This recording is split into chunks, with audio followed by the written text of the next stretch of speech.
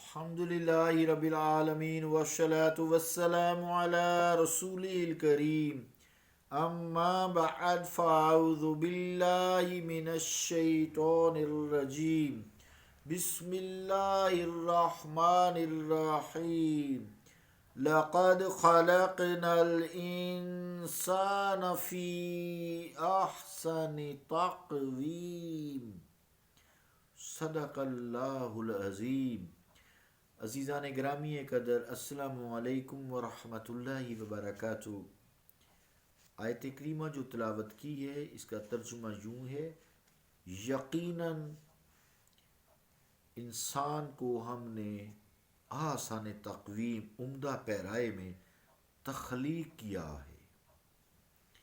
اللہ کا قول سچا ہے جو بڑی ہی عظمت والا ہے۔ عزیزان گرامی قدر، السلام علیکم ورحمۃ اللہ وبرکاتہ۔ تصوف کے حوالے سے اور انسان کی عظمت کے حوالے سے گفتگو چل رہی تھی، اور جو لوگ انسان کو اور خصوصی طور سے انبیاء، صدیقین، شہداء، صالحین، اولیاء، علماء خیر، استاد محترم، مشائخ، ان کو بتوں کے برابر گردانتے ہیں اور بتوں کی طرح سمجھتے ہیں، یہ گفتگو چل رہی تھی کہ انسان اللہ تعالیٰ کی تخلیق ہے، جیسا کہ میں نے آیت بھی کہا ہے، اور عمدہ پیرائے میں آسان تقویم میں اللہ نے انسان کی تخلیق کی ہے، جبکہ اصنام کی تو اللہ نے تخلیق نہیں کی۔ بے شک جو میٹیریل ان میں استعمال ہوتا ہے وہ اللہ کی تخلیق ہے، لیکن انسان بتوں کو گھڑتا ہے۔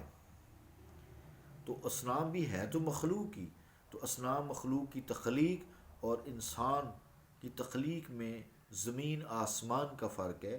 انسان ڈائریکٹلی براہ راست خالق کائنات کی تخلیق کا شاہکار ہے، جبکہ بت جو ہیں انسان خود ہی گھڑ کے تو اس کے سامنے سجدہ ریز ہوتا ہے، شرک کرتا ہے، کفر کرتا ہے اور کافر کہلاتا ہے۔ اب سوال یہ پیدا ہوتا ہے کہ کیا کوئی شخص، خاص طور سے ایسے اشخاص جن کو اللہ تعالیٰ نے دینی علم بھی دیا ہے، قرآن مجید اور احادیث مبارکہ کا علم دیا ہے، کیا وہ خالق کی تخلیق اور مخلوق کی تخلیق کو برابر درجہ دے سکتے ہیں؟ خود سے سوال وہ کریں جو انسانوں کو بتوں کی طرح کہتے ہیں، کیا وہ بتوں کو اور انسان کو برابر قرار دے سکتے ہیں؟ یقیناً نہیں دے سکتے، اور نہ ہی ان میں کوئی مشابہت ہے۔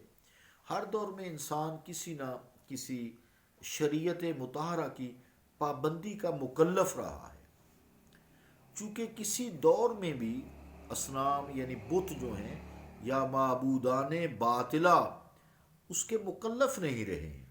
کسی زمانے میں بھی حضرت آدم سے لے کے اب تک اور تا قیامت تک انسان ان کی عبادت کا مکلف رہا ہی نہیں ہے۔ جو معبودان باطلہ ہیں، عبادت تو صرف اللہ رب العالمین ایک ہی کی ہے۔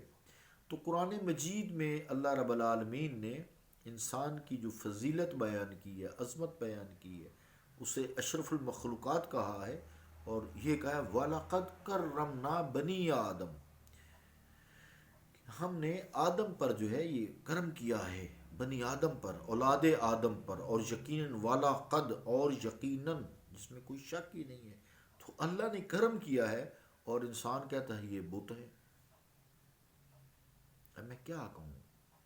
انسان یہ بھی کہتے ہیں جی ہندو، یہ آپ چونکہ سنتے ہیں، میں اس لیے بات کر چلوں، مجھے اچھا تو نہیں لگتا کہ میں کسی کی زیادہ عیب پوشی کروں، لیکن دینی معاملہ ہے۔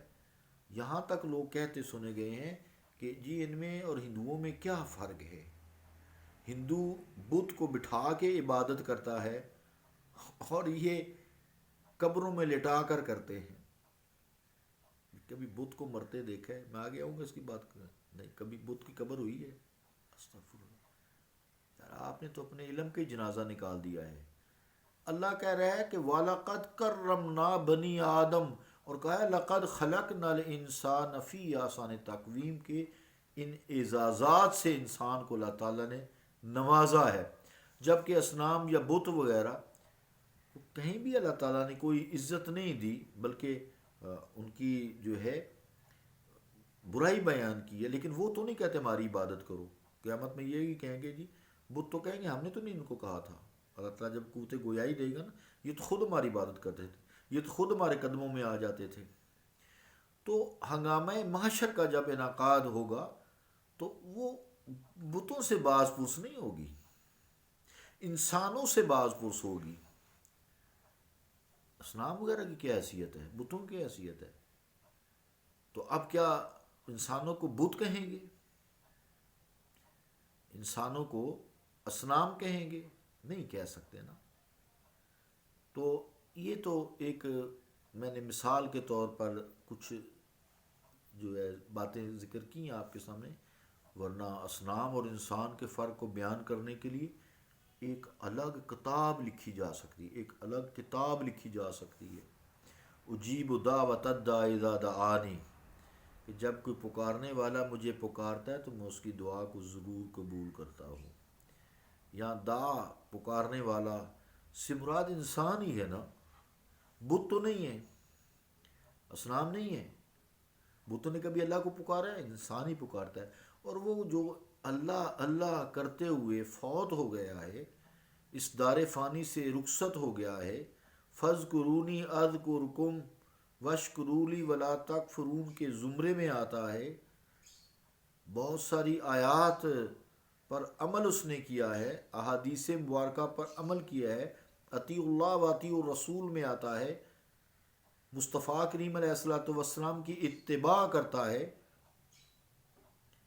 تو وہ جب اس دار فانی سے چلا گیا تو کیا آپ اس کو بت کہنا شروع کر دیں گے؟ استغفر اللہ. اس کی ساری تعلیمی کاوشیں، ساری کوششیں تبلیغ کی، جو لوگوں کو توحید و رسالت کی تعلیم دیتا رہا، اس کو پس پشت ڈال کر بت کہنا کہاں کی عقل مندی ہے؟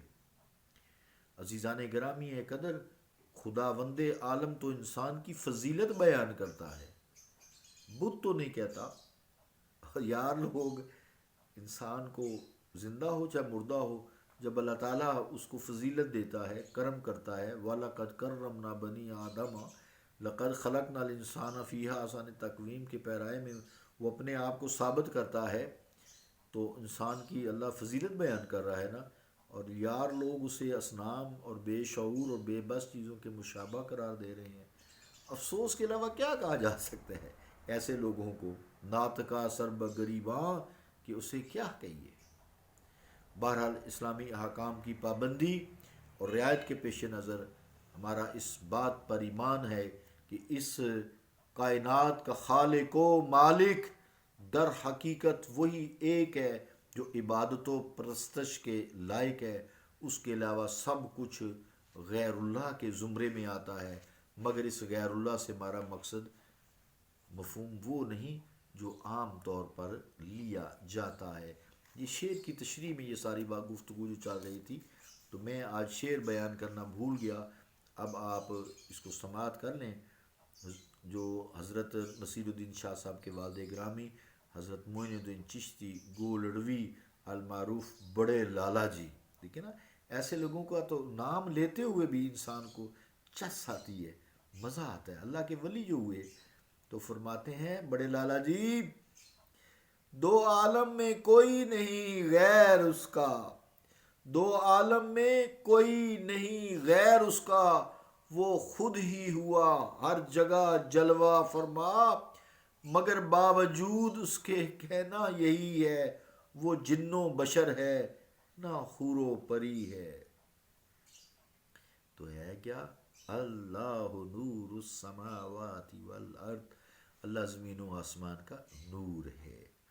اللہ رب العالمین ہماری سمجھ کو چار چاند لگائے، جاہلوں کی طرح گفتگو کرنے کی توفیق کی عطا فرمائے. صلی اللہ تعالی علی رسول خیر خلقہ محمد وعلی آلہ واصحابہ اجمعین برحمتک یا ارحم الراحمین.